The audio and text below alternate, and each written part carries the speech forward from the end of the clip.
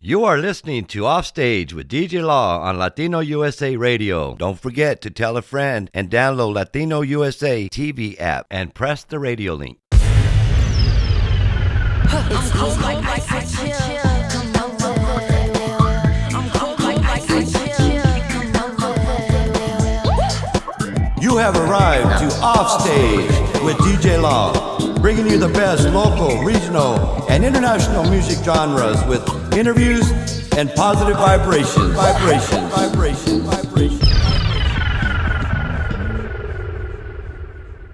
Thank you for joining Offstage with DJ Law.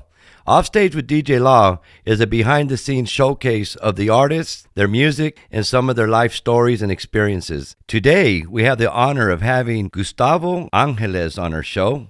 Gustavo hails from Mexico City, where he was born and raised. He is a guitarist, singer, songwriter, and producer. At 20 years old, Gustavo moved to Cancun for 2 years, playing his music at a famous upscale hotel. At 23, he moved to Phoenix, Arizona to meet up with his family, and he continued to focus his original music on a fusion of Latin rock with musical influences of flamenco, blues, Afro-Cubano, and other Latin American influences. Gustavo's ability to play different styles gave him the opportunity to travel to places like Cuba, Sweden, Argentina, Colombia, Ecuador, Mexico, Puerto Rico, and all over the east and west coast of the United States, opening up for acts like Maná, Juanes, Jorge Santana, Tito Puente Jr., Ozomatli, Los Lobos, and Arturo Sandoval, to name a few. In 2014, Gustavo's music was licensed for 2 episodes of East Los High, a 5-time Emmy-nominated Hulu original series. In September 2022, Gustavo was nominated and awarded with Nosotros Award for Best Local Rock en Español Artist following a live performance at the prestigious Orpheum Theater in Phoenix, Arizona.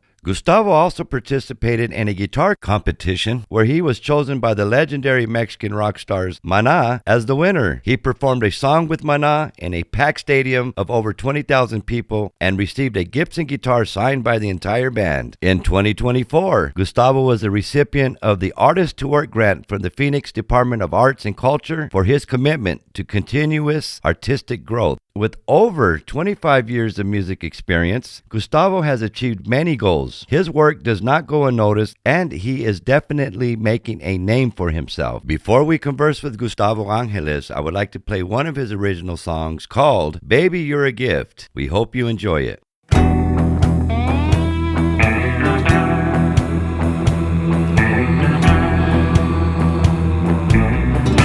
Prendí una vela blanca hace tiempo en mi altar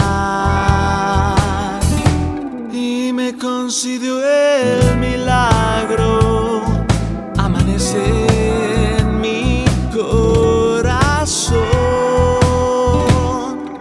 Eres tan hermosa, tú me prendes tanto. Baby, you're a gift. Come give me your love. I want your spirit next to mine. Making true love is all I need. While I look into your eyes with the thunder in the rain. Eres tan hermosa, tú me prendes tanto. Baby, you're a gift. Come give me your love.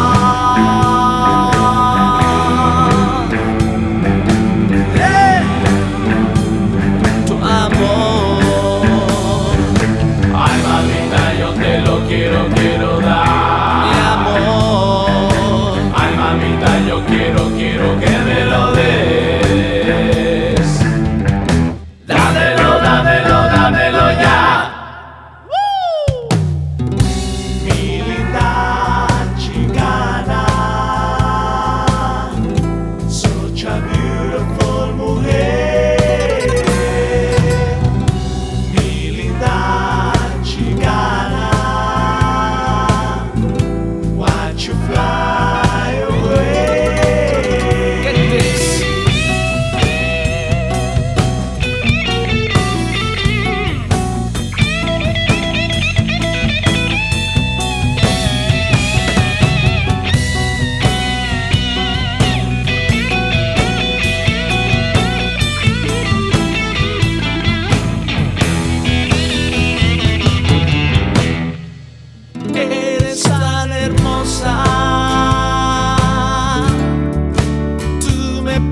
entiendes tanto. Baby, you're a gift. Come give me your love.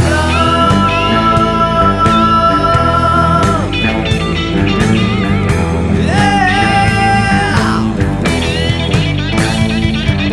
Ay, mamita, yo te lo quiero dar.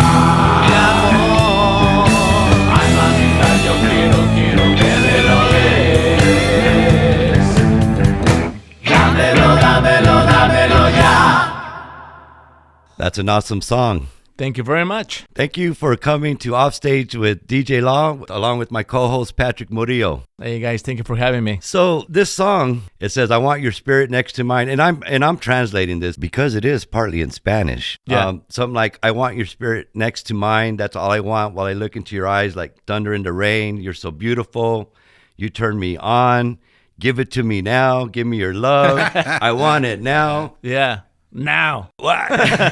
Who were you writing about, and what inspired you to write this song? So I was seeing this Chicana girl, and she's a rocker, right? But we had a discussion one day. She was saying that flamenco music and blues couldn't be mixed, and it wasn't the same thing. I think my theory, I remember my theory was that I was telling her that flamenco music sometimes is as soulful as blues, and to demonstrate that, and she was asking me, hey, well, you never sing anything in English. It's always Spanish. So I wrote this song, in part, in English for her so she could understand what I was saying. On top of that, I threw some flamenco guitar licks on some parts of the song to make my point that it can go hand in hand with other, types of music, being that this one blues. So yeah, it's kind of like a Spanglish type of tune, I think the first verse I sing in Spanish, and then the second verse is in English. Right. Yeah. Why did you call it "Baby, You're a Gift"? Back in then, I was really into this girl. So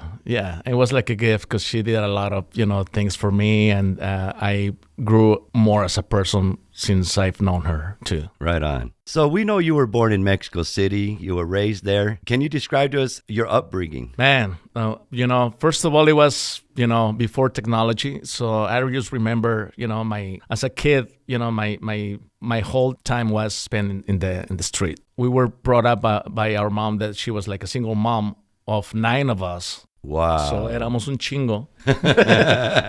Out of the 9 siblings, how many brothers and sisters do you have? We're 4 guys, 5 guys, 4 girls. Do any of your sisters play any instruments or sing? They all of them have beautiful voices, but I guess they never pursue that. Because I heard them sing, at family gatherings, and I just think to myself, man, we could have made a really great band. And my older brothers, they were already musicians, so I pretty much grew up around music. They would bang like on pots and buckets, because obviously we didn't have money for a drum set or even guitars or anything like that. As a matter of fact, I had to learn as a right-handed, because I'm a left-handed guy by birth. But in the house there was only one guitar, and all of my brothers are right-handed, so that's how I play right-handed. But I'm in reality left-handed. So you play right-handed guitar now? Yeah, I try. I really wanted to be like my brothers. That I'm like, I'm gonna do this, and I just did it. Have you ever tried to use a left-handed guitar? I've tried, and it's not good. To rewire yourself. Yeah. Oh yeah. Exactly.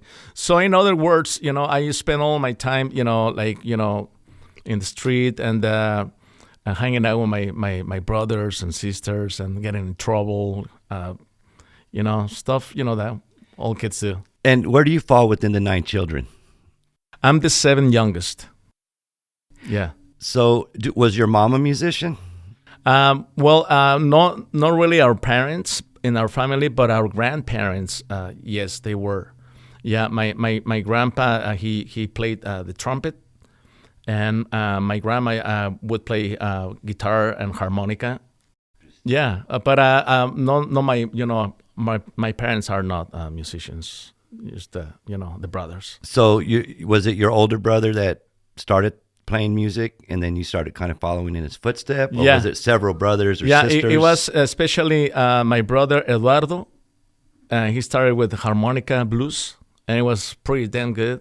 You know, it was like he was doing really good shows in Mexico City at the time, and he would bring me along to some of those gigs. How old were you at that time? I was probably like 11, 12. Were you playing any instruments at that time? That was when I was like, you know, really getting into it and barely picking it up. Picking what up? The guitar. Well, in all honesty, my first instrument was harmonica because, you know, my brother Eduardo, he was my first, you know, inspiration, and he was a harmonica player, so he was teaching me actually how to play. And I still play some of my gigs up until this day. You still have harmonicas at your house? Yeah. And Yeah, oh yeah. you can be like the Bob Dylan. Get your guitar and your harmonica. Yeah, with the harness and all that. Yeah. That's a lot of kids, 9 children. So I'm sure your mom struggled Yeah. raising you guys. And your brothers help your mother. Yeah, of course. Yeah, I remember, well, when I was like probably like 12, 13, I would try to, you know, go around with a dolly around the neighborhood and knock on doors and, hey, you know, can we get your trash? We can dump it in the dumpster, whatever. And we just like, we go, like my little brother and I go door to door and do that and just make some, you know, tips and stuff like that. That's how I actually, you know, from those savings, I bought my first album. It was Paco de Lucia, Dos Guitarras Latinas en Latinoamérica. And the second one that I bought, it was Jimi Hendrix album. I can't remember which one it was. Totally opposite. But he's the left-hander, Oh, yeah. Jimi Hendrix. Oh, yeah, definitely. So when you were in school, were you in any band classes? No, I actually, as a matter of fact, I always failed music in school. It's funny. Why did that happen? I think because first I developed my ear for music and music. You know, the in music class you had to read notes, which, you know, some of the time the teacher would put a piece on you know, in front of us that we would play with our flutes, and we would, you know, play it first to demonstrate the melody, and I would like already learn the melody, so, or stuff like that, you know what I mean? And I always memorize stuff first, and then, you know. You learn by hearing. Yeah. And they want you to learn by reading notes. Yeah. Well, fast forward like 30-something years, and then I had to learn how to read and write with Ernie Chavarria. So that's a different story. Yeah, we'll talk about that, because that's an interesting story. Yeah. Was there any particular teacher that you had, maybe they taught you something that you still use to this day? Yeah, well, but that was later when I started at this music school in Mexico City. It's called, in Spanish, El Sindicato Único de Trabajadores de la Música. And a lot of the famous guys from the band of Luis Miguel studied there. And a lot of the most famous, you know, in that circuit, in that scene in Mexico, you know, session musicians would attend and teach in that school. And I did get to get a lot of inspiration from one particular teacher. He was a trumpet player, and he would do a jazz ensemble. And he was very strict. For example, he would like put a kid to do like, okay, you need to play this part, you know, like how do you say solfeo? You know, just like sing it. A cappella. Yeah. And he would tell the kid obviously wouldn't do a good job, and he was like, oh, so your dad is that drummer from this band, right? From this artist. And the kid, yeah, that's my dad. So you tell me the truth now. Do you really want to be a musician? Because if you don't want to be a musician, you don't need to be here, man. You don't need to be wasting anybody's time. Just be honest with your dad that you don't want to be a musician. I'll help you out if you want. Stuff like that. You know, and he somehow, you know, he could see through people, man. And I guess he could see, you know, the passion that I have for learning. And he was really, you know, really good to me. You know, it was a real inspiration. And how old were you at that time? At that time, I was probably 17. And were you in band during your high school years? It wasn't, you know, like that, because before my high school years, I decided not to pursue music school anymore. I just wanted to dedicate myself completely. So you didn't finish high school? No. What grade did you No, stop? I stopped. Tercero de secundaria would be like high school. Well, I was 14. So from that age, I just like started pursuing. And then I got, other odd gigs. I mean, jobs to help, the family situation. I did everything, and Do you think that was part of the reason why you quit school too, so you can help out the family? Yeah. There was a lot of need in the house. The neighborhood wasn't the best, to be honest with you. And then this is the reality that I grew up in. Like a poor part of Mexico where was a little development, a lot of gangs, a lot of drugs, alcohol. I remember one time going out for school and seeing a dead body that was stabbed the night before in a pool of blood right next to my house. Walking to school, I did learn a lot, and I'm really street smart. It's one of the things about living in a city like that you have to grow up like really fast. So what made you decide that I want to be a songwriter, I want to produce music, or I want to pursue this dream? What made you say, I'm going to do this? I think the first reason would be because I see music as a power, and I think it could be used, for good, for real good, And when I was growing up, I used, in different musical situations throughout the years, I've encountered people that I admire because they had the spark of writing and showing your songs. I mean, their songs to you, like without being scared or, it's almost like being naked, So it's something that I really like, even though it's a process, right? I mean, the more you write, the more the best the songs come out. But I just enjoy the whole process. And a couple of my songs came out in dreams too. One of the 43, one of that song particularly, all the melody and the basic, line up. That's from a dream, Yeah, huh? that's from a dream. Wow. Yeah. So what type of music did you grow up with? I know you're in Mexico, but there's different styles of music there. What styles did you like? So influenced by my brother, so all everything that came out from here, Jimi Hendrix, like all the classic rock, Led Zeppelin, The Doors, just a bunch of. So that was popular in Mexico City too? Oh yeah, huh? I mean, there's a huge, and not only that, but there's a huge blues scene in Mexico City. I didn't know that. It's like it's a huge scene. There was one festival, I think, back in the 70s where a bunch of famous guys, I can't remember names, but they did they gave a free concert in Mexico City, and now it's just like it's established, the blues scene. When I was over there was this one mercado on this one street, and it was like a hard rock, heavy metal mercado, where everybody was wearing black, and it was a heavy metal, and they were selling tickets to, I guess, the concert that was coming to town. It was like a Metallica and all those. Oh guys. yeah. I think you're talking. I think the name is El Chopo. Yeah, that's yeah, it. Yeah, That's I think so. Yeah. What is it, like a district? It's a long block, and they have the mercado on that one street, and it's all like goth and heavy metal and rock, so you can buy all your goth goodies and your rock Yeah. clothes and Yeah, rip music. sticks and music. They even sell instruments too nowadays. Yeah, guitars and all the effects and all that. It's like a flea market. That sounds fun. Yeah.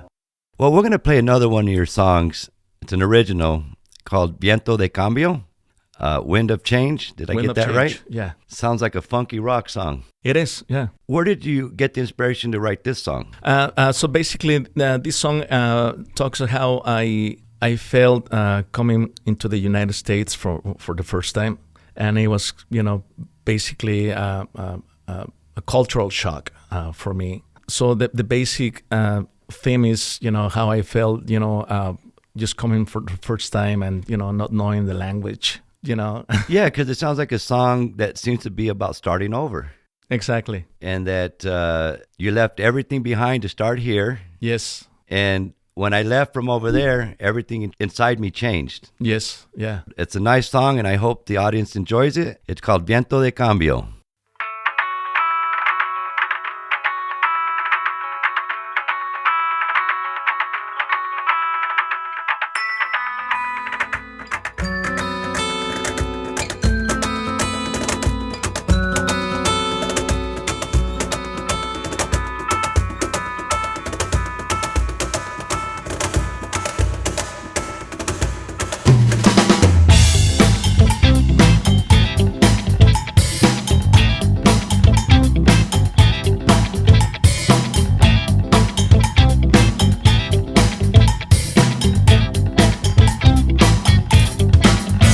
Caminando por el centro de esta gran ciudad, cañones de concreto, siento miedo al contemplar.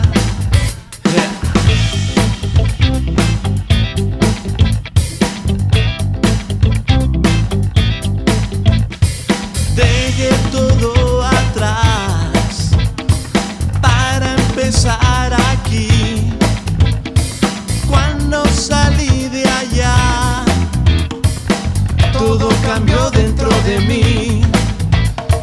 Viento de cambio, arrásame en ti, desnuda mi alma como el día en que nací. Viento de cambio, arrásame en ti, desnuda mi alma como el día en que nací. Yeah.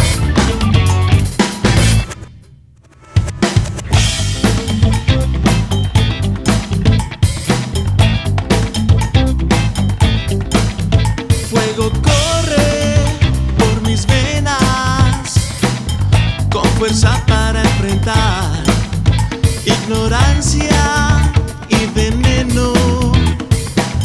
Nuestro tiempo llegará. Viento de cambio, arrásame en ti, desnuda mi alma como el día en que nací. Viento de cambio, arrásame en ti, desnuda mi alma como el día en que nací.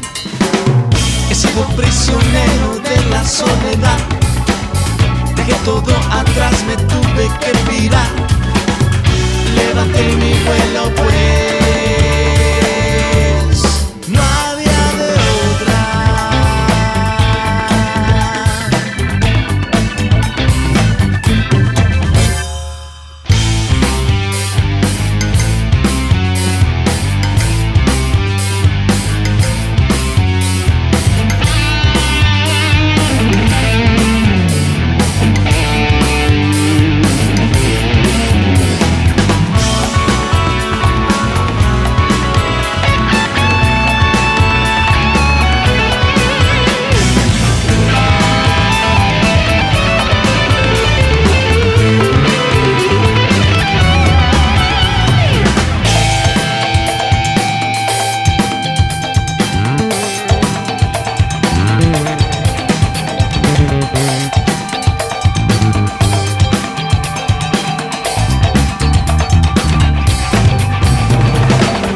He sido prisionero de la soledad, dejé todo atrás, me tuve que pirar. Levanté mi vuelo pues me tuve que pirar. Viento de cambio, arrásame en ti, desnuda mi alma como el día en que nací. Viento de cambio, arrásame en ti, desnuda mi alma como el día en que nací. Para, para, para, papá. Para, para, para, papá. Para, para, para, papá. Para, para, papá. Viento de cambio, arrásame en ti, desnuda mi alma como el día en que nací. Viento de cambio, arrásame en ti, desnuda mi alma como el día en que nací. Yeah. Nice, funky song. Oh yeah, man. Yeah. Did anybody help you co-write this Yes, song? Miguel. Well, I pretty much wrote the music, and Miguel and I co-wrote part of the lyrics. And who is he? Miguel he's a band a member. Well, from our old band called Cascabel. We played together many years. All over the valley. And what instrument did he play? He plays drums. And percussion, and is a singer-songwriter too. So what's he playing on this song? He's playing timbales, and he's doing the background vocals. And you're doing the guitar, the wailing? Yes, yeah, I'm doing all the guitar. Actually, the intro, I want to say this. Jason Souther, he's the one that came with this arrangement, this awesome arrangement on the intro with the acoustic guitars and that repeats in the middle of the solo. So yeah. Nice. Were there any specific artists or concerts or songs that made a big impact on you in your career? As far as like a solo artist or bands, Yes, when you were coming up. yeah, that's a good question. Yeah, I would say like anything power trio back then for me was like the best. You know, like for example, like the Cream, the Jimi Hendrix Experience, more modern stuff like that. I mean, I come from kind of like from the old school, you know, and but it depends on the settings too, you know. But yeah, I would say that more like the classic rock. You know, I would say Jimi Hendrix. So even though you love all kinds of different styles of music, you pursued the rock part of it and then started infusing other styles of Latin music into it, right? Yes, yeah, I really like the the color of a percussion, you know, the Latin percussion, and then also I had some times that I spent in Cuba in Havana, learning a lot of the Afro-Cuban music and instruments, and it's so rich, man. Well, tell us about that. Yeah, first time I went to Havana was in 1999. I spent, that was my first time actually in Cuba. I spent, I think, a couple of weeks in Cancun, just back home. That used to be back home back then. And just catching up with friends. And then, I went to Havana on my own without knowing anybody. And just kind of like hooked up with this guy that I was a musician to, and he was charging me $10 a day to sleep in his couch. So I'll take it, man. But then the guy was a gringo guy, man. This guy, he was from San Diego, and he was like this white dude, but his name in Cuba was some Latino name. Man, I forget the name. It'll come to me. Anyway, so this guy was kind of like charging me, and I ended up moving to this other place where it was it was more like a neighborhood type of thing, and it was a neighborhood of musicians. So the first time I saw this guy playing on the streets. I mean, people would just play on the streets, man. You just like hang out and drink and have a good time. And I see this guy playing Tres Cubano. I'm like, what the hell is that? Because he sounded like a piano to me, like doing salsa montunos on the guitar. And he told me all about it, like, yeah, bro, and he was teaching me how to play that. And I ended up coming back to home to the States with my first Tres guitar. And anyway, it was a great experience, just getting to know all these people, and know the culture and the music. I remember we were kind of like making lines to jam in some clubs too, because it was like back then it was really there was happening. It was happening. It was like a scene happening. Not anymore, but it was great experience. How long did you stay there? I was there for a couple months. And was there someone who said, hey, come over to Cuba and spend some time here, or you decided, I'm just going to go over there? You know why? I don't know why I always had that dream to go there. No specific reason. I guess something that calls me. Even from when you were young? Yes. Yeah. Since I was a kid, actually. So you play the guitar, obviously, some harmonica. Are there other instruments that you play? I play a little bit of percussion, like the stuff that I learned with the Maestro Quijas, some of the pre-Hispanic percussion, which is like a bunch of, shells, turtle shells too. How to say that, like shakers with seeds in them, stuff like that. Yeah, so how did you get involved in that? Your credits were in that movie Apocalypto. How did that happen? That was actually the credits that my maestro had on that movie, because he was one of the people involved in the designing of the music of Apocalypto. And I pretty much I had this idea of doing a fusion of the Aztec rhythms with the tambor, the drum, along with the rock tune that I was, humming in my mind. Like, I'm just gonna, see what's what's possible. So I went on YouTube and I pulled a little bit of audio of one of their dances, which is like a more like a 6/8 type of thing, and I put it in a 4/4 format, which is like more like rock.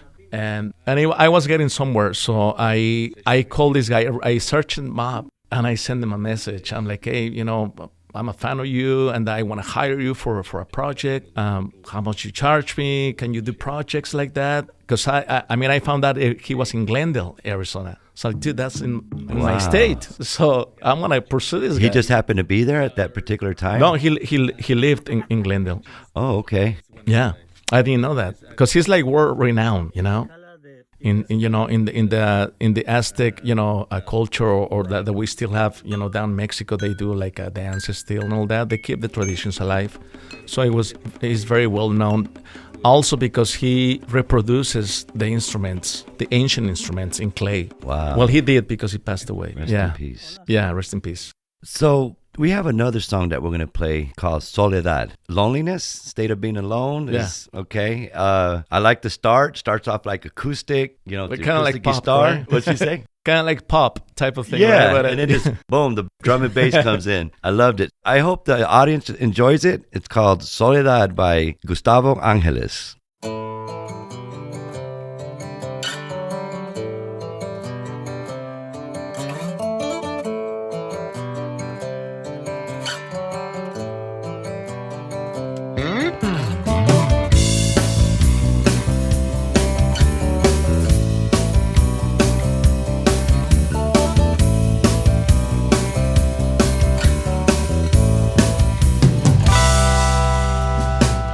Estas cuatro paredes que encierran mis miedos son mudas testigas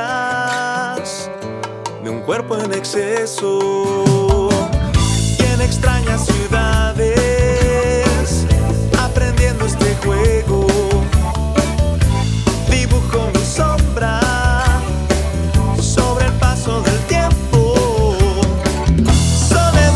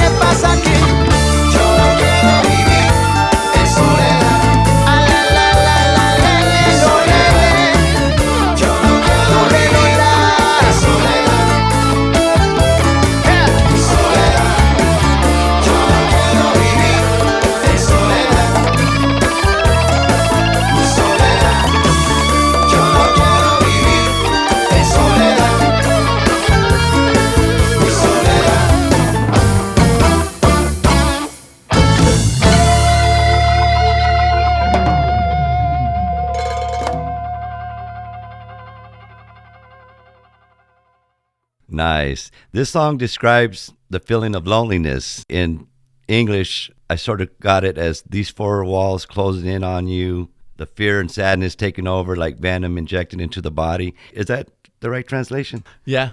Okay. Yeah. What made you write It that? actually sounds better the way you're saying it. What made you write this song? I always see music as a way, it's a therapy for me. I gotta tell you, this song I wrote it like 30 something years ago when I used to live in Cancun on my own, and I was 17 years old, man, unsupervised, living my dream as a musician, but not really taking care of myself, if you know what I mean. I mean, a little bit too much party. That's very young. Yeah. So I guess that was something, a bad moment I was going through, or something bad happened. I can't remember, but I just went to this song and. That's great. Yeah. So I was going to ask you this question. When you started out in Cancun, were you doing cover songs or were you doing original songs? Oh no, that was nothing but cover songs. Okay. What style of music? It was more designed to appeal and pleasure, the American audience, the Spring Breakers. Gotcha. So a lot of classic rock and what was, Popular. at the moment in those years. And did you have a band or were you doing solo? That's another funny story, man. When my family emigrated from Mexico here to Arizona, I didn't want to come with them. And I was like, I'm going to stay in my own country and I'm going to make it. But in reality, I was pursuing Cancun, the hotel zone. And I got an offer actually from this friend of mine, guitar player, is like, bro, I can't do this gig, man. I can stay away from my family for too long. So you want the gig? It's yours. Just call this lady and, take it from there. I called the lady, Edna. I still remember her name. And she like paints like this incredible story, man. Like, we have a contract with Hard Rock Cafe in Cancun, and you're gonna have your own apartment, and you're gonna be paid in American dollars, $100 per day. All you have to do is put a trio together, a power trio, learn the repertoire, and fly here, and I'll take care of everything else. So I put the band together, we're practicing for months. Finally, we make it to Cancun to find out that it was all lies, man. And bro, there's no gig at the Hard Rock Cafe. It was like in the outskirts of Cancun, in the bad neighborhood, like this strip club. It's a strip club where they have actually live entertainment. Yeah, we were the band.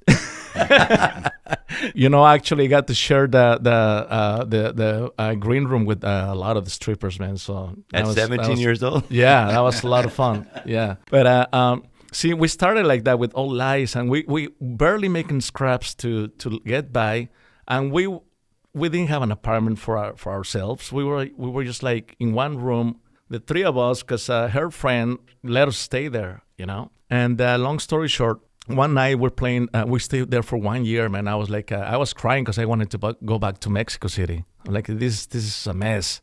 So one night we're playing at the club, and there's like a guy from the Hog's Breath, like this like really famous club that was right next to the Hard Rock Cafe in the hotel zone in Cancun, and he was in the audience having a good time with the strippers. So he's like, guys, I really like you. Just come audition for me. We opening auditions for my club. This date, and just come audition. We were like, and we asked the band leader, the guy, because we were backing up this guy, Johnny Dynamo. His name was Johnny Dynamo. He was in the radio in the 70s, so he had a name. We were his backing band in that place, and we told him about it, and he didn't want to do the audition because he didn't speak in English, and all the songs he sang in English, he was all like, he was just making it up, man, So he was terrified of auditioning. So to our good luck, our drummer lived so many years in California, and his English was perfect, man. And we just did a 3-piece. We rehearsed, without him. Went and did the audition, and we beat tenor bands, and we got the gig. Did you know English at that time? No. So he was a singer for this Yeah, particular band. he's the one that talked, that did everything. I was just playing guitar. And during this time, you had mentioned you were writing songs. So you said that Soledad, the song was 30 years old. Yeah. So that was probably during that time you Yeah. said in Cancun. So Yeah. you started writing songs when you were there? Yes. Is that when you started writing songs, or were That's- you writing songs before Yeah, that? that's when I started writing songs in a more serious manner, because I have all the time in the world, just being a musician and playing at night. I have a lot of time to, creative stuff. And the people that I met there in Cancun too, a lot of creative people that, inspire me, to do that. How did you learn to write music? I guess, by trial and error. I mean, I could show you like some of my first stuff that it's horrible, right? But I guess we all start, somewhere where your brain tells you, or your own musical intuition. It bugs you till you bring it out. Mhm. Yeah. It is very personal too. I guess what it works for me, it wouldn't work for you, or either Right. you. Nowadays, you know what? One of my techniques, actually, because this is a real technique that I learned. I do automatic writing, and which is this. When I first wake up in the morning, just drink my water, whatever I drink, and then just get my notebook and just put my mind in blank, and trying to let my subconscious mind take over, and just write everything that comes through my mind. I don't judge it. I don't say like, oh, this is not a good lyric. No. If I'm thinking, this mosquito is bothering me. Oh, I'm gonna kill that fly. The grass is green. This coffee smells so good. And random stuff like that, that when you put like that in the context in the song, and you have little nuggets of gold. Mm-hmm. You should try that, guys. That's interesting. I'm having a really good time doing that.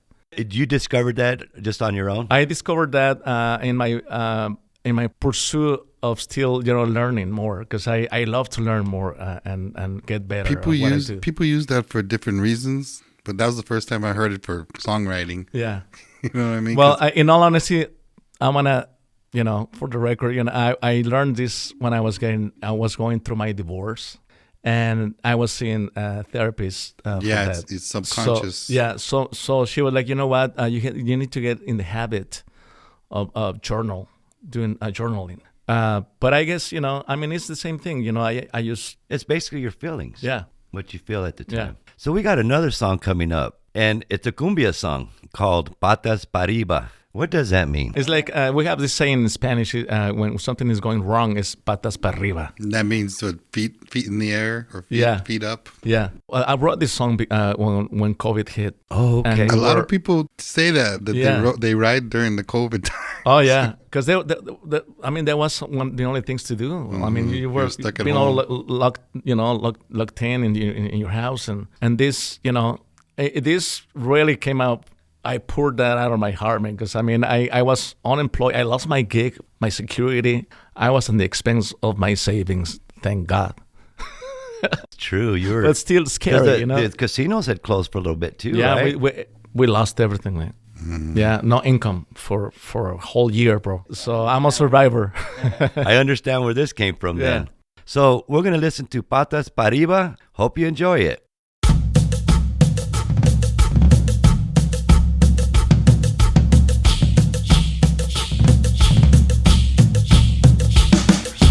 Todo patas para arriba, en el mundo la cosa está. Cuarentena cumplida, sin verte ay ay ay. Padre nuestro alivia esta pobre humanidad. Cuida de mi familia, muéstranos la verdad. Día 43, sin trabajo y encerrado, sufriendo la escasez, desempleo esperando. Esta peste, este bicho, vino a hacer lo suyo. Los medios se han contradicho, ya huele a chanchullo. Todo patas para arriba, en el mundo la cosa está. Cuarentena cumplida, sin verte ay ay ay. Padre nuestro alivia esta pobre humanidad. Cuida de mi familia,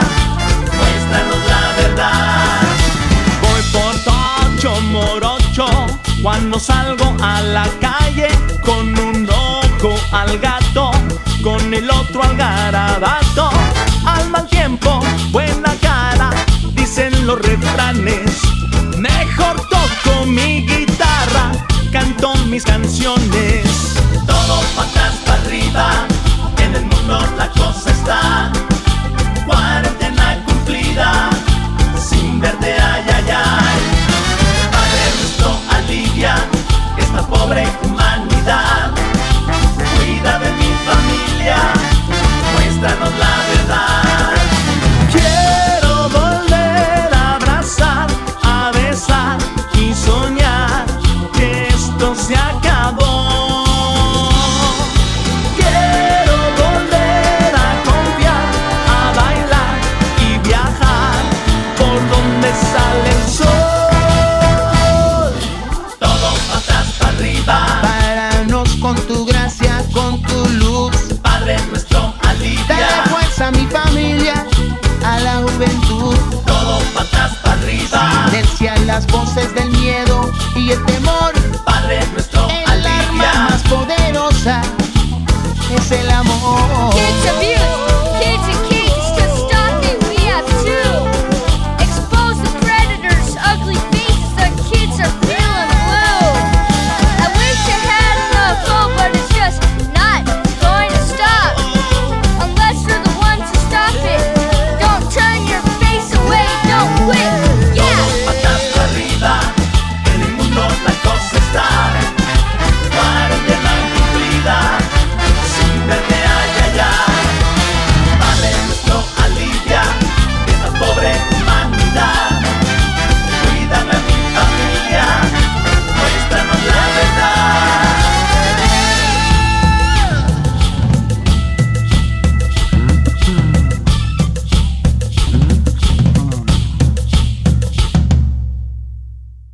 Great cumbia song. Thank you very much, man. Credits Appreciate due to COVID. Yeah. Oh yeah, and all the musicians involved, because that was actually a collaboration too. Who's playing that? Shh. Yeah, that's actually me playing all the. I put a little bit of that Aztec percussion. Yeah, in there. I heard Yeah. that. I'm like, I was wondering. That's Yeah, why I asked. even the what seems like to one of the guys like, what is that barking in the song? Is this just the shell of the turtle played with a deer's horn? Wow. As a manner of a widow type of Okay. thing. I was just like exploring, man. Maybe it work out. It sounds maybe not. good. I like it. So I want to talk about your visits to Cuba. How many times have you been there? Yeah, I've been there 4 times actually. Out of those 4 times, you did a specific one with the person from the Buena Vista Social Club. Oh yeah. Actually, I had the honor to share the studio and have Barbarito Torres, which is a prominent lute player in Cuban music, and also one of the biggest stars of Buena Vista Social Club. And it's just like I didn't think it was going to happen, but he's the one that decided to do it. He's the one that put himself in the spot. How did you connect with him? We connect with them on a trip last year that we did again in Havana, and we were in a city called Trinidad, Cuba, watching this amazing band playing. And the keyboard player, as a musician, I just went to say, hey, what's up? It's part of, of the brotherhood. So we ended up talking and told him that my son was really, interested in getting a Cuban guitar lute, because his idol was Barbarito Torres. And he's like, dude, I have his number. I'll give it to you. You just call him up. So he gave us his number, and to our bad luck, we did connect with him, but he was coming into Havana when we were just leaving Havana the same day. And it wasn't until this year. Then we, we started nurturing a friendship, texting and talking on the phone and all that. And Would you send him your music? actually, yeah, but before what happened is that my son started talking to him actually first. And he told him, Barbarito, I have a video of me playing Cuban lute. Can I send it to you? But he was like, do WhatsApp because, otherwise I won't get it. And it's like, well, I'm going to ask my dad. So that's when I started talking to him.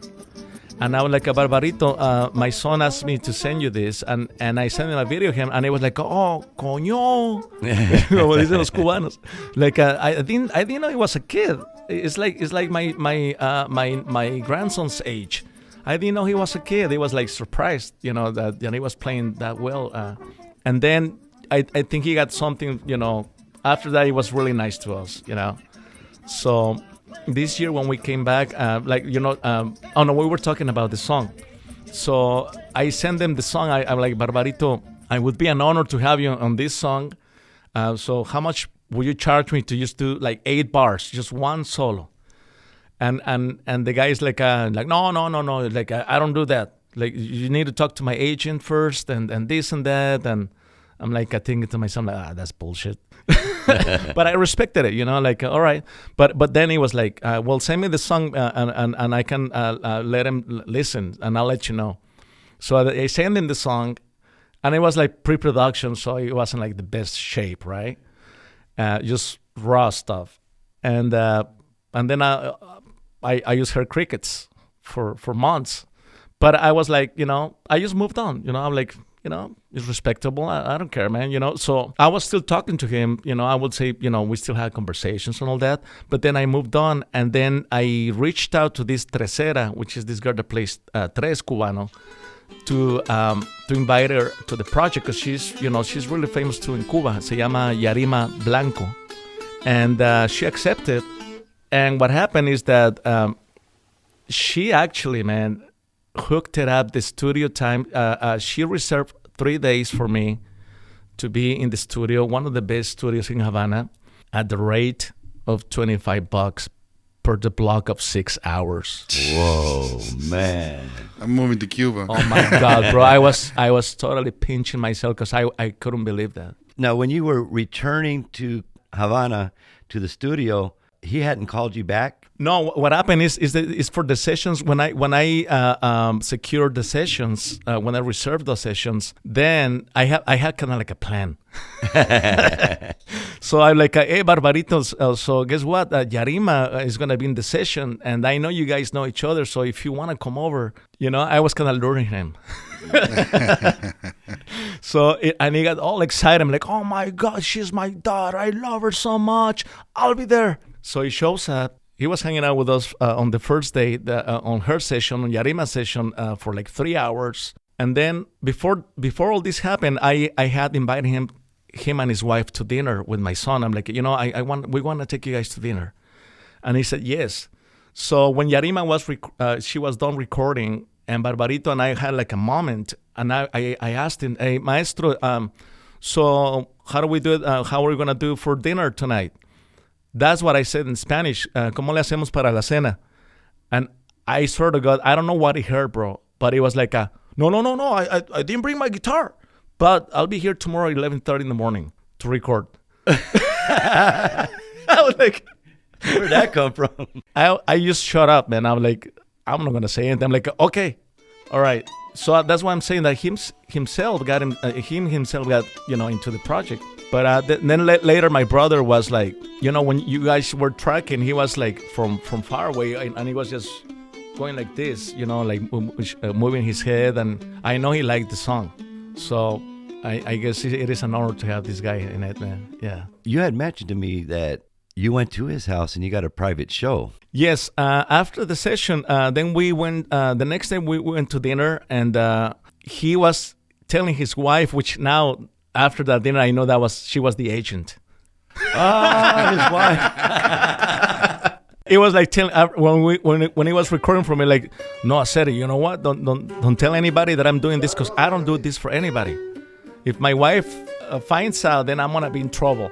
Don't tell anybody. But then he later told his wife, and then she invites us to dinner because he told all about my son Roman to her, like, yeah, he's playing all my licks from Buena Vista Social Club. So she's like, we want to have you guys to our house tomorrow. And we showed up, we just like, having, Cuban coffee, both of them playing guitars. I have all documented that I still need to work and put out in YouTube.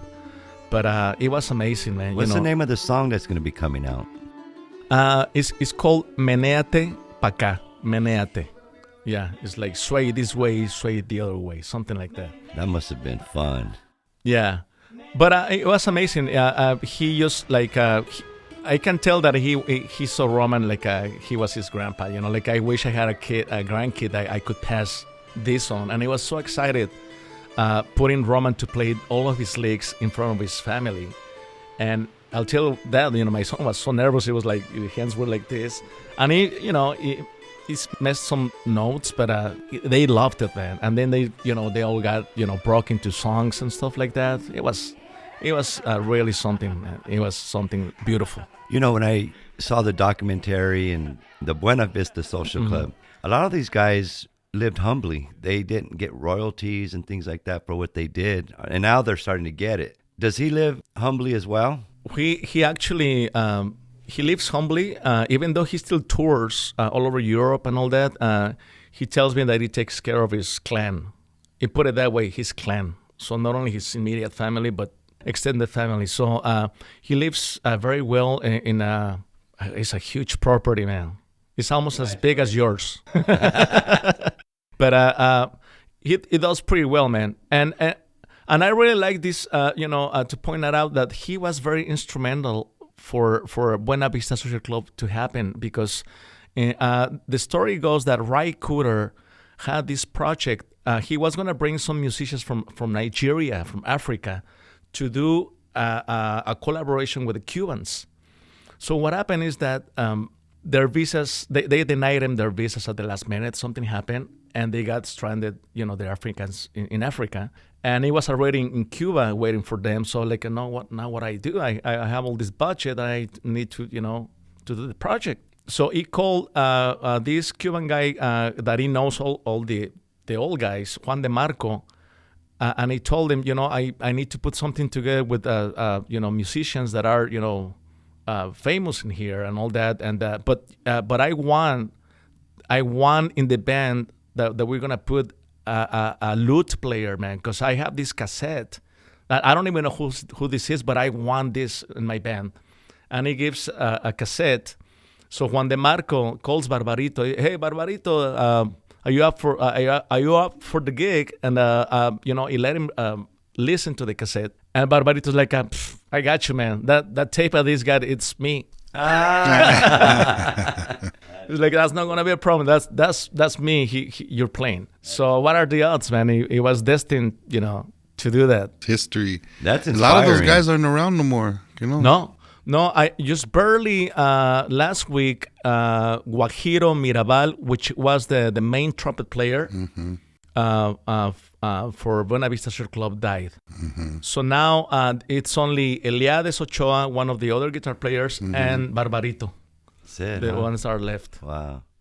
Is your son still in contact with him? Yeah, we actually sends little clips to him here and there, and we he says like, "¿Cómo está el niño?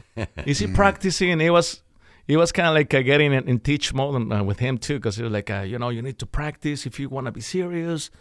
Practice and be a kid too, but practice. And does your son take that advice? Yes. Yeah. Right on. Well, we got another song coming up. It's called Eagle Warrior. It's an instrumental rock song. Why no lyrics on this one? I guess I just wanted to do this another part of my inspiration too. That I did that song right after I had connected with Maestro Quijas, and after I studied with in that guitar camp in New York with Steve Vai and Joe Satriani and all these guys. Just walking down the hallway of the hotel, I stumbled up on Steve Vai's backing band, which is his drummer and his bass player. And I was like, hey, guys, can I hire you for a project? Would you do that? And they're like, yeah, sure, man. It took many months to get him, because they're always like on tour, man, all over the world.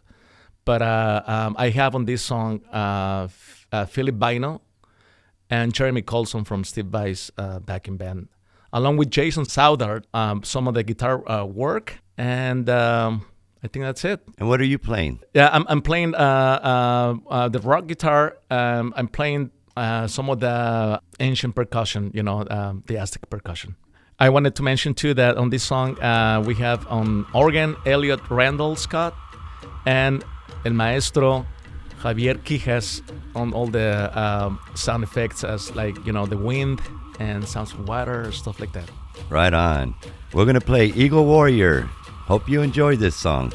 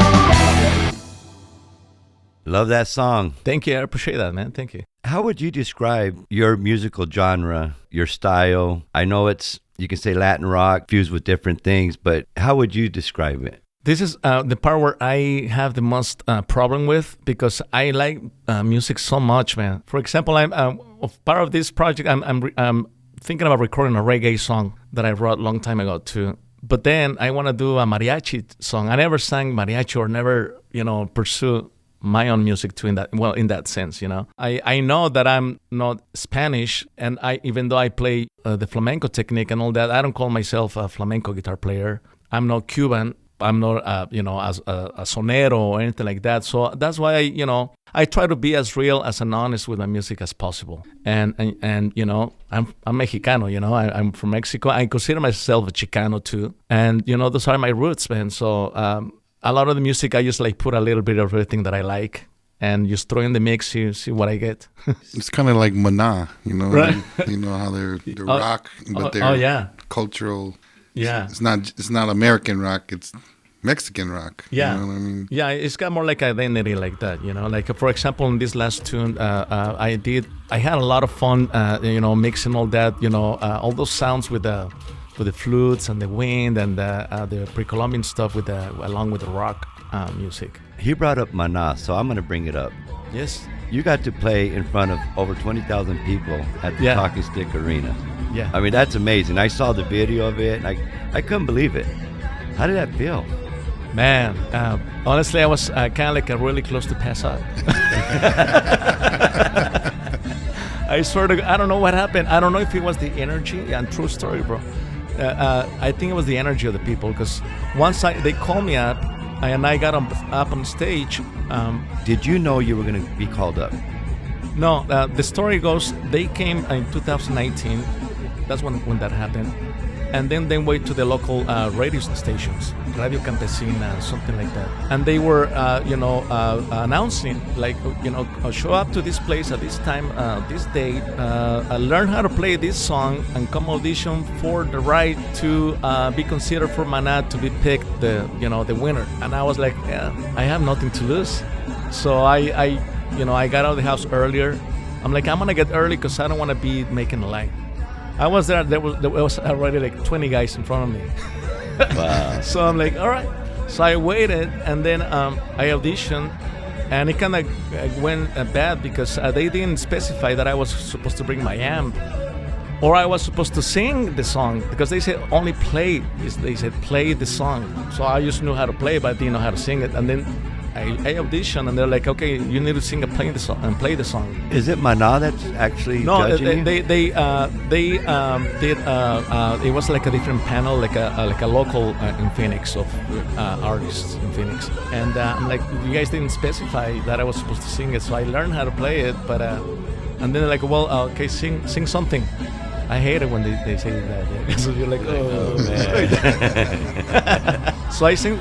And then I started getting nervous because, man, whatever, man. I'm just gonna, get it done with. I sang. I can't remember what it was. And then they were like, yeah, we'll call you if you make it within the 5 finalists. I'm like, all right. And then a couple months passed and never heard anything. So I'm like, well, I tried. It's okay. And then I get a call. They're saying like, well, we just wanted to congratulate you for being the winner, and that you have to be at this time at 6 p.m. to do sound check for the Maná concert.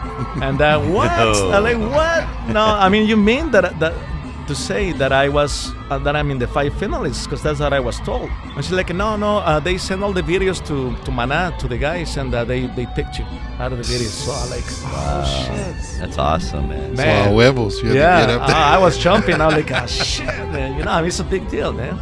And then I show up, man, to the sound check, and in my mind, I'm thinking, yeah, I'm gonna be hanging out with these guys doing sound check. I show up, and there's no one there, just the tech guys. I'm like, I'm for sound check. And there's like, first of all, put your guitar away and put it in your car. You're not gonna use that guitar.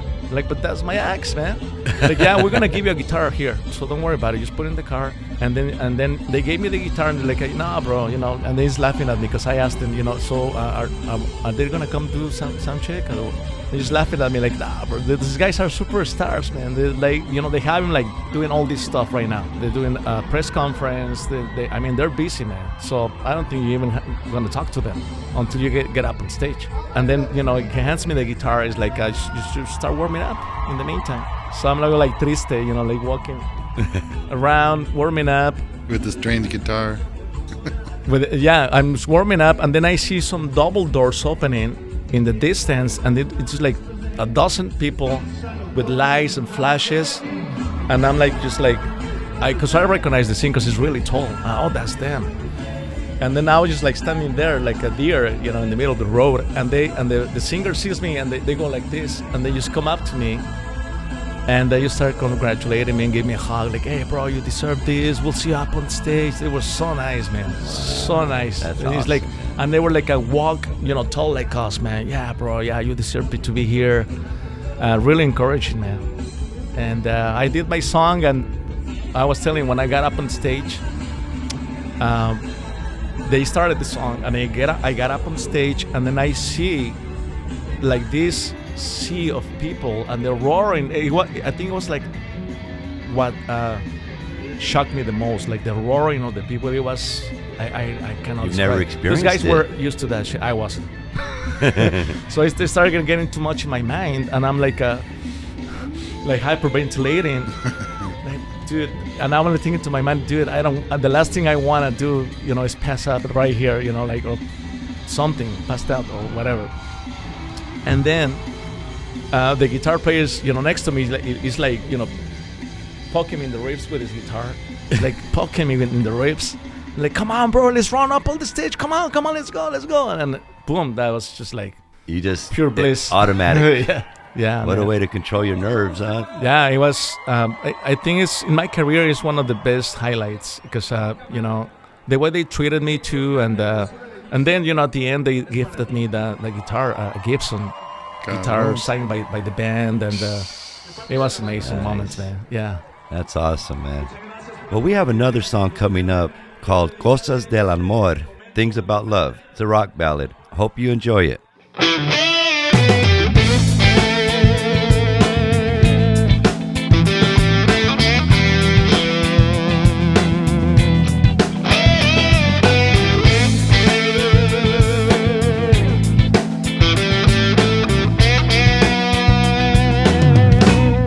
Oh, sabes que te quiero,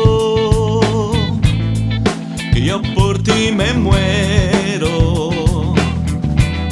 No sabes que he deseado robar tu corazón.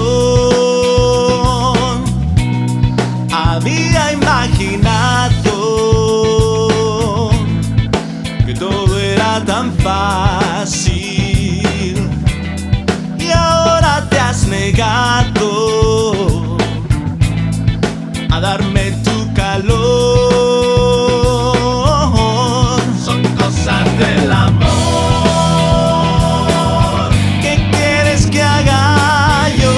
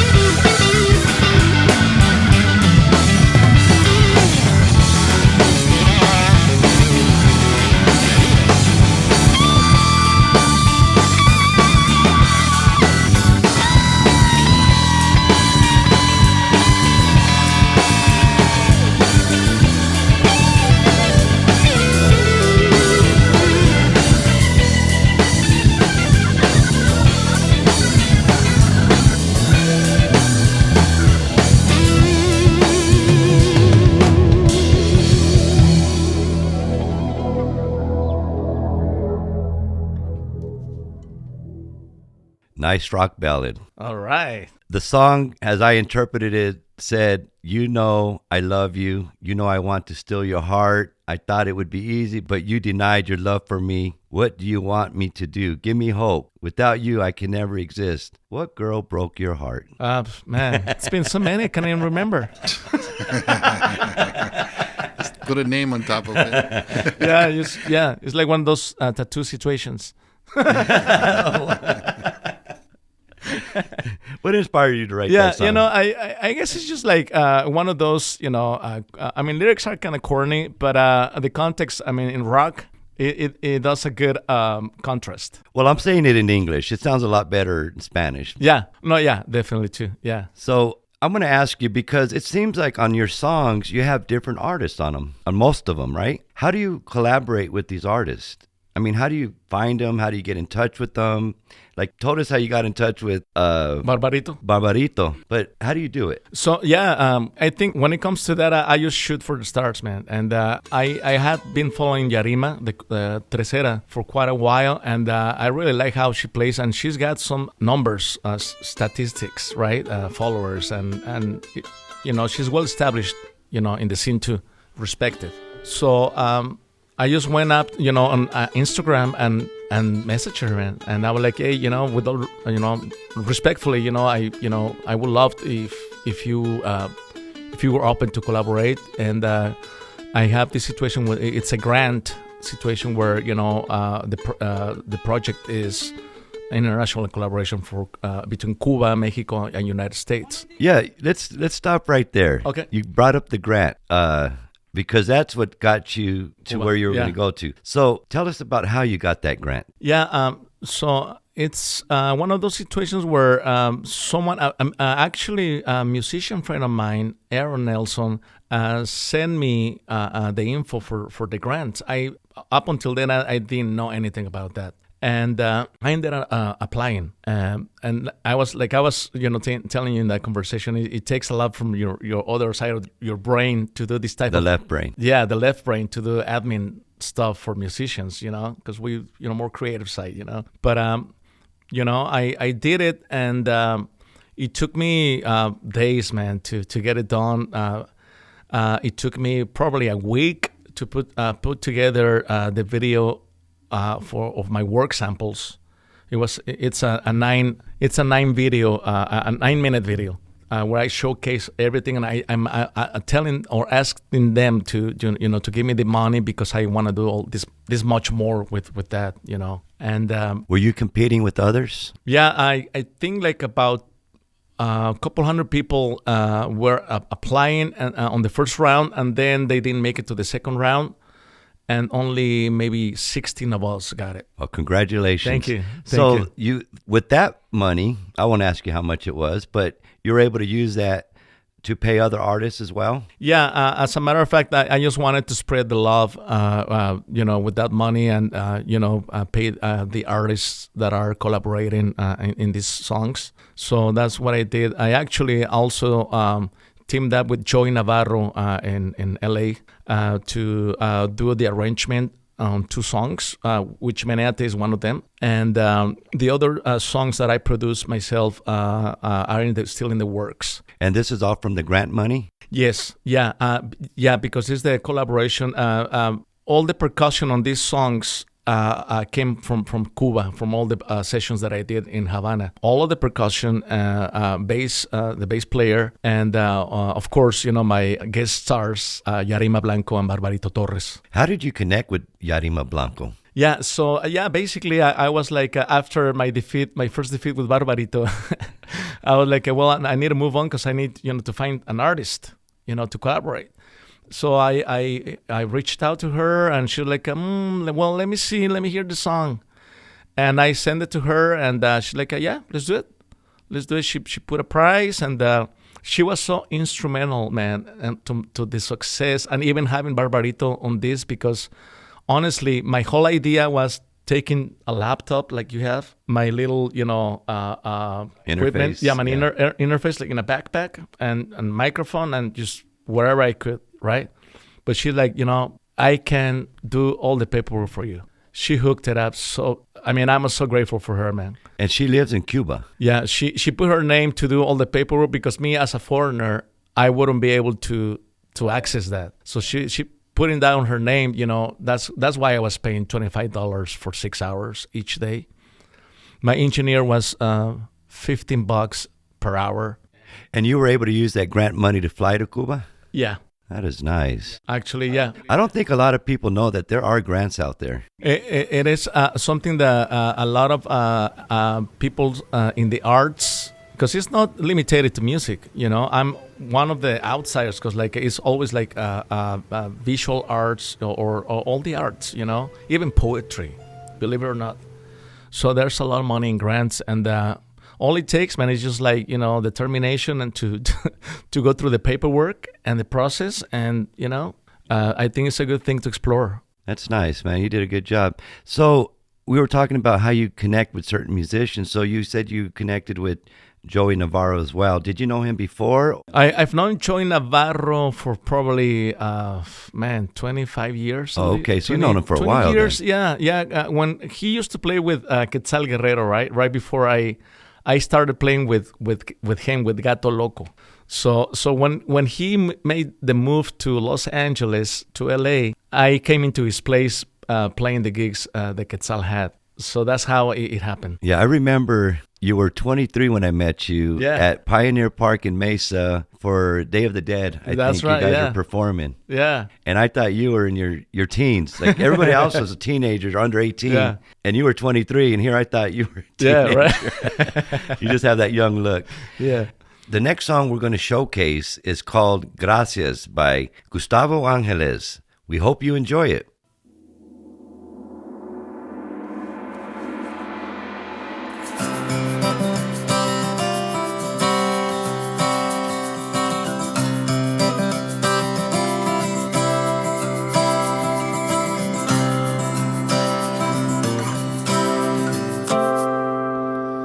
Como una nave sin alas me siento, en un barco sin velas me encuentro, naufragando en el mar de mis emociones.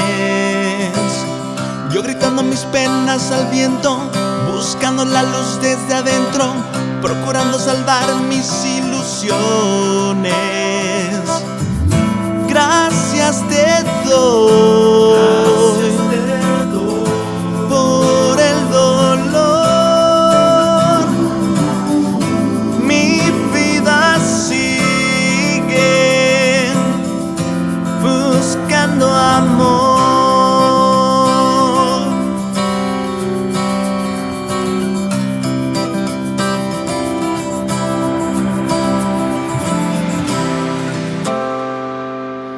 Viviendo en la niebla de mi pensar, he tenido también que luchar, condenado por todas mis acciones, buscando una nueva forma de amar, aprendido lo que es perdonar, renunciando a todas mis limitaciones.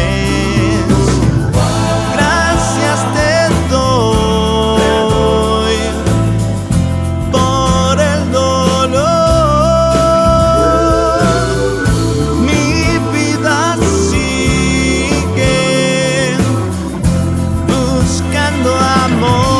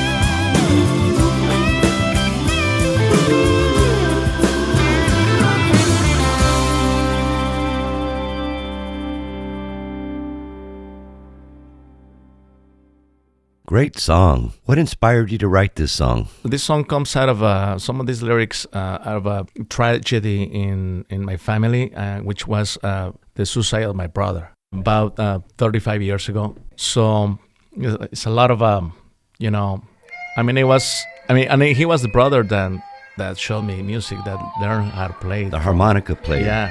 Yeah, Eduardo. So that's a lot of this comes from that, you know. And you know, I mean, he's the one that made a last long impression. He was like, in a way, my father figure too. So when I say like, you know, gracias te doy, you know, because he gave me, you know, so much, man. You know, he gave me music. He gave me, you know, a new way to look at life, you know, and an avenue to, you know, to take all the stuff that I was going through, you know, pursue something that you can, you know, in a way that can be your therapy. That's a deep song. And in a more technical talk, I wanted to point out that this the tuning on this guitar is like the C drop tuning that I learned by learning one of the songs of Led Zeppelin. So Jimmy Page did a lot of amazing, you know, guitar work, you know, back in the day. And one of my influences on this chord progressions is Jimmy Page and his whole approach on alternate tunings. Wow, it's great, man. What's the best advice that another musician ever gave you? Yeah, I remember, and this what made me pursue, you know, my original music. And this guy, I was doing my old rock and Spanish band back in '94, and we opened for this guy, Sergio Arau. He came from Mexico. No, he came from LA with a band of musicians from Argentina. And they were rocking it out. I mean, they were an incredible band, and they were playing original music. But the people in the club that we opened, we opened for them, you know, playing nothing but covers. That's what the people wanted to hear. And then when they did the show, they were just like booing them down and like very intolerant, man. The guy did, you know, the gig, but then backstage is like, well, if you guys really want to, you know, be serious about music, to avoid these type of things, you know, you need to come out with your own original music. You know, create a scene, man. You know, I mean, why are you doing this playing covers music? You know, and we kind of like were like, you know, he's right about it, man. You know, and then we started, you know, with my old band Casa de Locos. We started creating more, you know, writing more songs and all that. So you came over with 3 CDs, one from Cascabel called Candela, Yeah. one from Casa de Locos, and then one that you made, Viento de Cambio. My solo, yeah. Solo. So can you tell us how many bands you've had throughout these years? I know these are 3 that you have. Oh, man. Well, bands that I play with, I think it's been dozens, man. I think I started actually at 17 professionally playing in bands in Mexico City. Wow. But I only lasted a few months with them because then I got fired.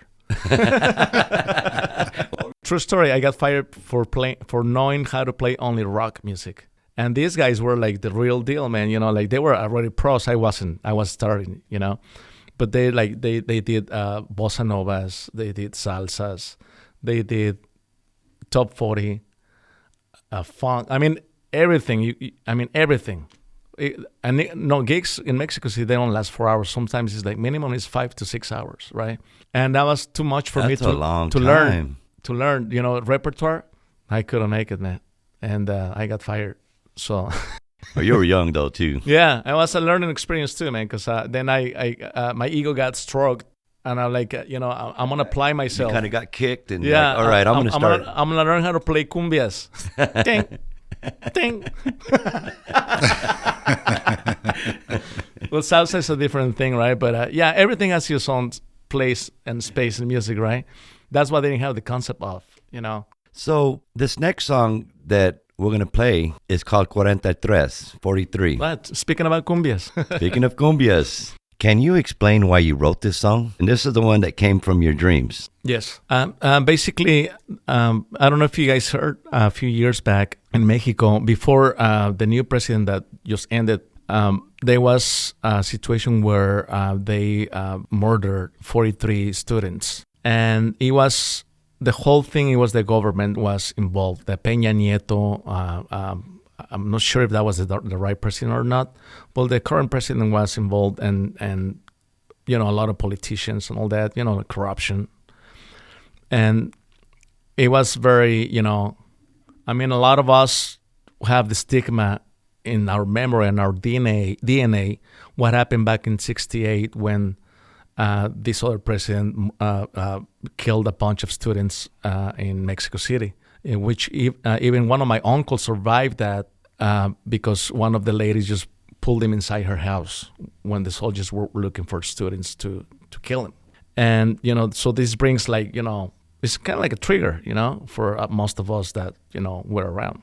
And I was a little upset of, learning that and watching the TV. So I just went to bed and I woke up in the middle of the song. I had a dream about it, but what I remember out of it is just the music and part of the lyrics. And I remember some of the riffs too and the chords and all that. So I actually forced myself to wake up in the middle of my dream because I knew, if I don't get it, forget it. Yeah. Mm-hmm. So I used my phone and I just recorded, the basic stuff that I had in my mind while it was still fresh. And that's where this came from. My understanding is this happened in 2014. Is that about the time you wrote this song? Yes. I know when I heard it, I was thinking, this is a political song. It is about corruption and the government killing those who were going to protest. And my understanding is these students from this particular college do this every year for what happened in 1968. Yeah. I don't think they would play this on the radio. Do you think? No. It probably would be banned. Well, no, I don't know. Now with the new government, it's a different story now in Mexico. So, but back then, it was still the same right. the political party and all that. That's the conservative party, right? The old Mexico, when all the bad stuff happened. So that's why in some parts, like, Emiliano Zapata and Pancho Villa, they would be like, so mad to see what's happening right now with their people and all that. So, yeah. I wanted to point out, too, a little thing of that. In the music, I decided to put an accordion, which is not really, it doesn't sound like a Colombian cumbia accordion. It's just like, but this is because my friend is from Greece. So he's got the accordion type of playing like the Greeks do.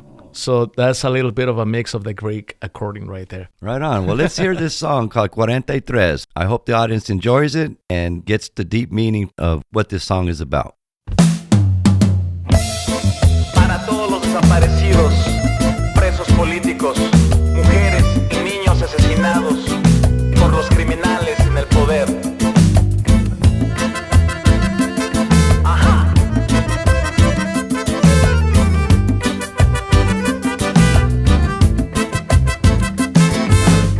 La historia negra se repite, una de tantas otras miles, otra masacre de estudiantes por el gobierno de esos buitres. Y aquí seguimos de borregos, con TV Azteca y Televisa, mientras entregan nuestra patria con gran descaro y sin prisa. 43 ardieron, 43 al fuego, 43 murieron, 43 cayeron.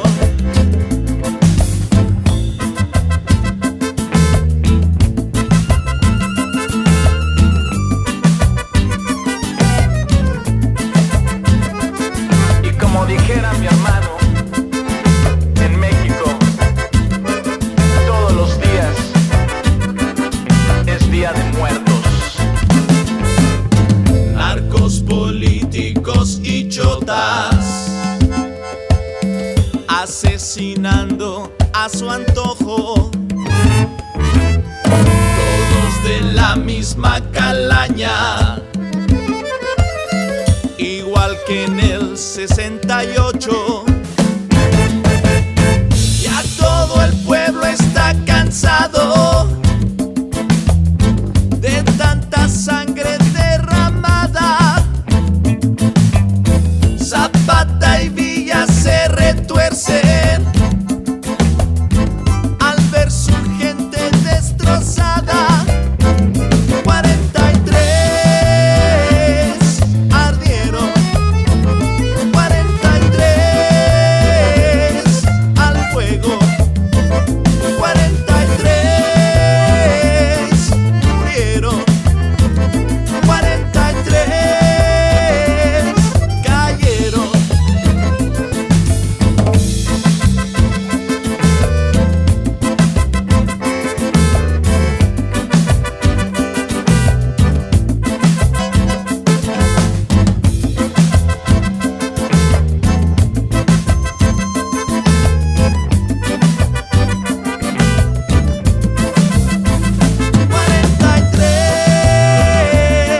Ardieron, 43 al fuego, 43 murieron, 43 cayeron, 43 ardieron, 43 al fuego, 43 murieron, 43 cayeron. Ay, México, cómo dueles cuando te vas a despertar.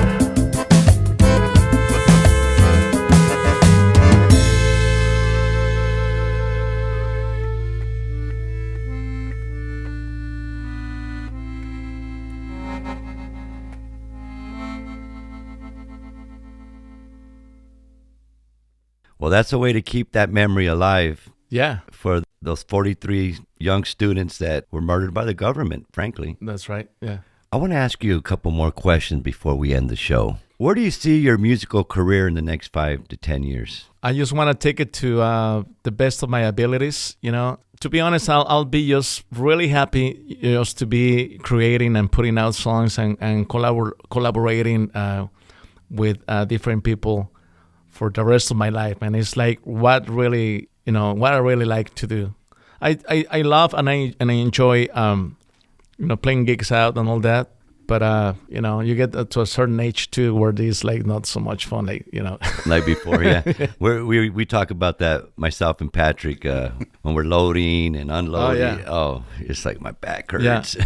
Definitely, man. Definitely. Before we used to fight to be the headliners. Now we're like, we want to be first. Well, or maybe put us in the middle so we can go earlier. Yeah, we can leave home, early. Right, and there's like this other situation where we just went through that last week, and there was a double booking, so 2 artists showed to the same place, and I'm like, I'm not gonna fight with it. You stay, I'll just get paid and I'll go home. Yeah. But anyway, as far as of my career, I'm thinking about my career, but I'm now thinking more about, in a way, kind of like leading my son to a good path too in his musical, endeavor. In terms of the message that you want to get across. Yeah, I know he's really into corridos and all that stuff, and but I have, I respect that, even though it's not my favorite type of music. I see his passion, and I like that because he's got, how to say that, the motivation to be disciplined. You just, see it in his room, and he starts practicing song, he's singing and playing. No technology, the way it's supposed to be done. You know what I mean? So I really like that in him. But I told him, the moment, because I know some of those lyrics, right? They're not really the best. So I was like, I'm not gonna tell you something about, your choice of music, but I hope you can write your own music and do more of a positive message. Because if the moment that I hear you singing about killing people or drugs or narcos or this and that, that's gone. I mean, that's gonna be banned. So, and you know, he knows that. He knows that, and he That's like Tigres yeah, style, huh? yeah, exactly. But he also has, you know, like the influence with Barbarito now that he's just doing the Cuban stuff, and so I'm trying to get him in a nice thing where he can, you know, practice everything he's learned. Yeah, until keep now. him busy. Definitely, man. What do you hope listeners will take away from your music and even some of your experiences we talked about? I do hope that not so much they liked my music, but my listeners that I maybe made an impact.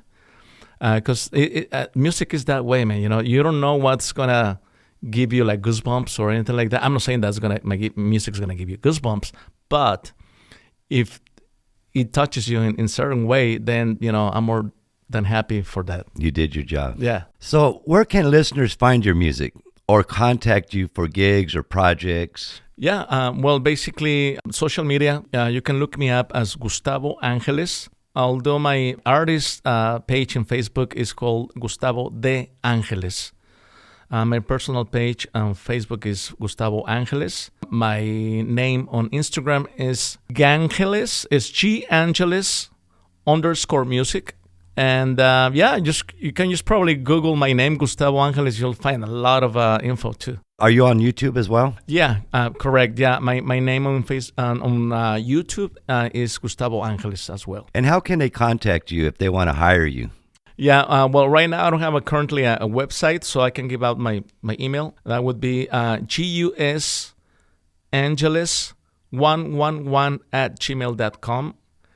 And my number is 602-228-9645. Well, I want to thank you for coming to Offstage with DJ Law show along with Patrick Murillo, my co-host. Thank you for having me, guys. It was a lot of laughter and a really good time. Yeah, I had a great time. I appreciate it. Before the show ends, I'm going to be playing two more songs for you by Gustavo. It's a guitar instrumental called Lágrima, and then another up-tempo song called Reina de Mil Amores. We hope you enjoy them, and thank you for joining us on Offstage with DJ Law.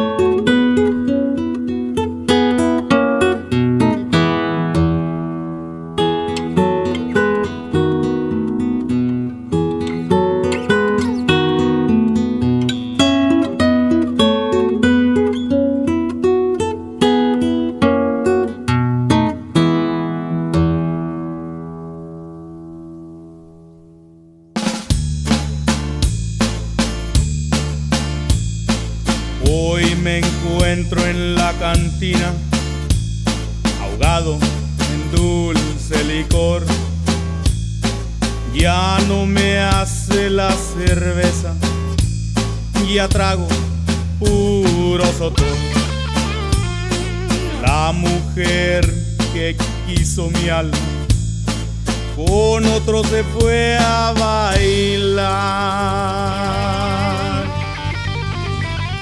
Me cae que la buscaría,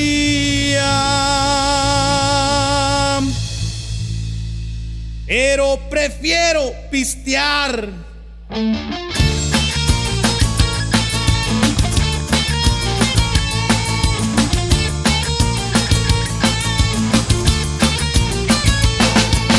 Reina de corazones,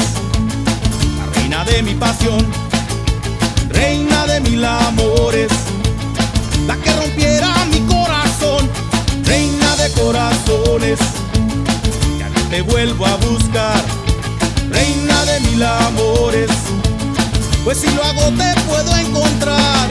Jugué mil veces mi suerte, siempre me favoreció, puse mi vida en sus manos, pero ahora me falló.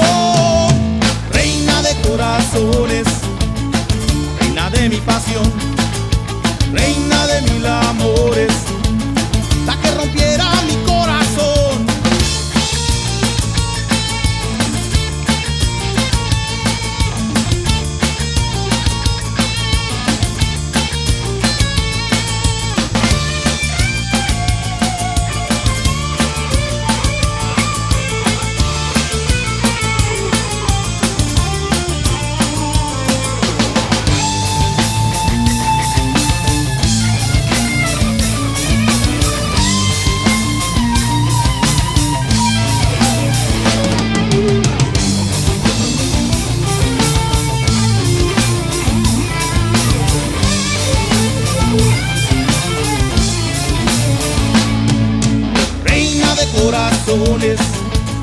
La reina de mi pasión, reina de mil amores, la que rompiera mi corazón, reina de corazones, la que te vuelvo a buscar, reina de mil amores, pues si lo hago te puedo encontrar. Nunca pensaba perderme en el vicio del alcohol, pero es más dulce mi visión que la angustia del dolor. Reina de corazones, reina de mi pasión, reina de mil amores, la que rompiera mi corazón. Reina de corazones, ya no te vuelvo a buscar, reina de mil amores, pues si lo hago te puedo encontrar.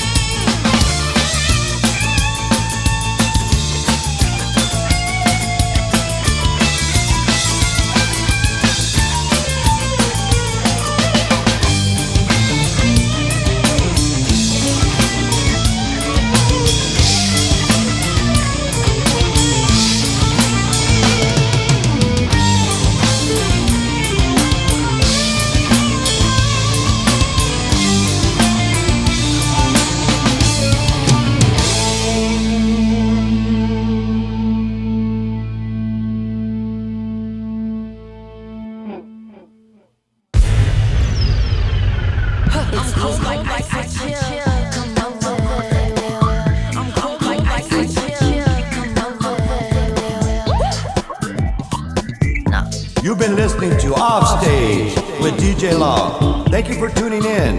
If you enjoyed the show, spread the word. And don't forget to also spread positive vibration.